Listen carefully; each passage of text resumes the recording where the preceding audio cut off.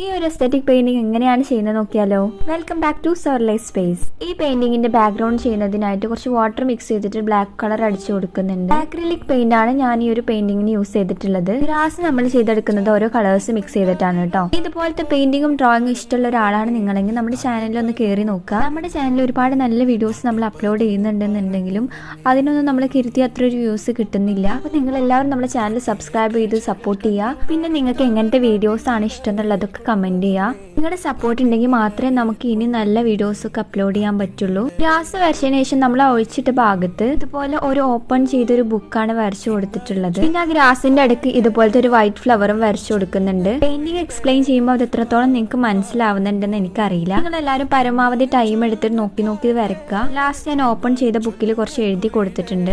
അവർ final outcome. അപ്പോൾ നേരത്തെ പറഞ്ഞാൽ മറന്നിട്ടില്ലല്ലോ. ചാനൽ സബ്സ്ക്രൈബ് ചെയ്യുക, കമന്റ് ചെയ്യുക, സപ്പോർട്ട് ചെയ്യുക. See you in the next video. Okay, by.